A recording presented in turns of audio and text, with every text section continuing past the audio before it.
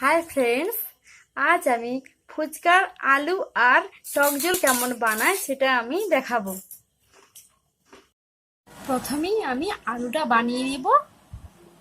আলুটা আমি সেদ্ধ করে রেখেছি। এই আলুটা আমি একটু মাখিয়ে নেব।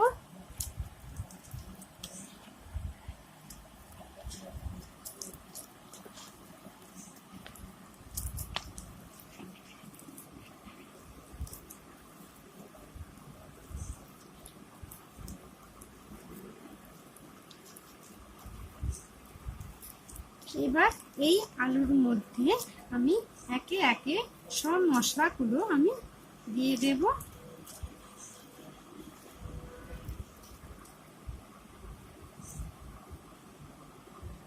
আমি পেঁয়াজ কুচিয়ে রেখেছি, সেটা ওর মধ্যে দিয়ে দেব।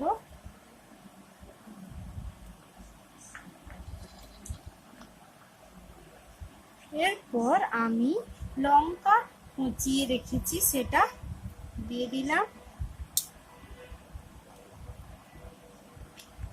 এর মধ্যে আমি বিনু দিব, পরিমাণ মতো দিয়ে দিবেন আপনারা।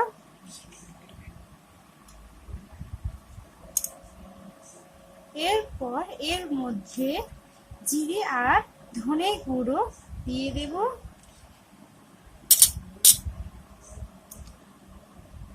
তারপর এর মধ্যে আমি লেবুর রস দিয়ে দেব।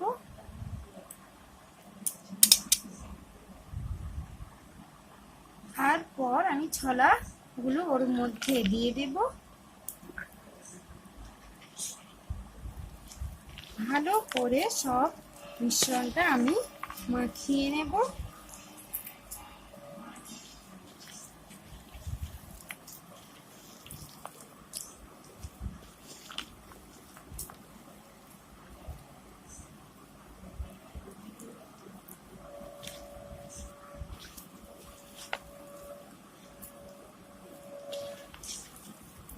আলু আমার মাখানো হয়ে গেছে।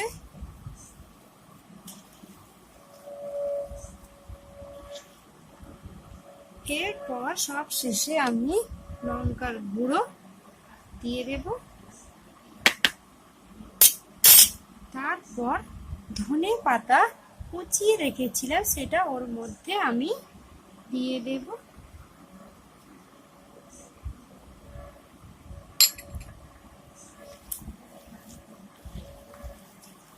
আমার আলুটা রেডি।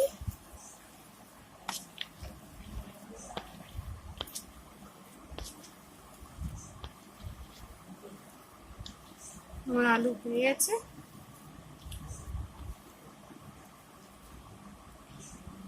দেখে নিন কেমন লাগছে আলুটা। এরপর আমি টক জলটা বানিয়ে নেব। একটা বাটির মধ্যে আমি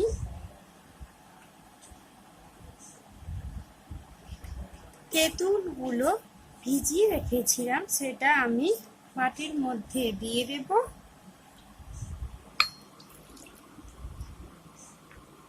ভালো করে তেঁতুলটাকে আমি চটকে নেব। তারপর পরিমাণ মতো আমি ওর মধ্যে জল দিয়ে দেব।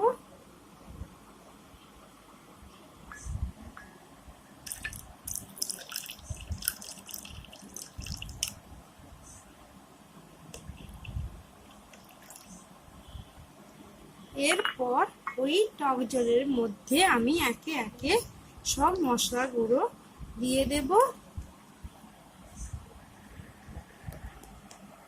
এর মধ্যে আমি বিন নুন দিয়ে দেব, পরিমাণ মতোই দিয়ে দিলাম।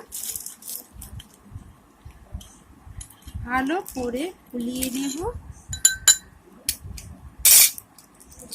তারপর এর মধ্যে জিরে আর ধনে গুঁড়ো ওর মধ্যে মিশিয়ে নেব।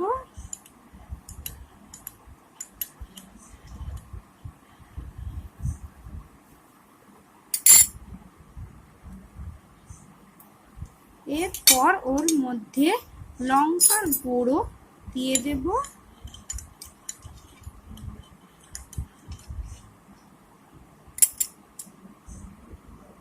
এরপর ওর মধ্যে লেবুর রস দিয়ে দেব।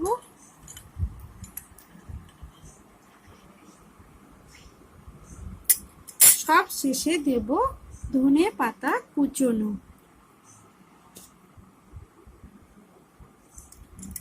আমার লেবুর রস হয়ে গেছে, টক জলটা হয়ে গেছে আমার। দেখুন কেমন হয়েছে।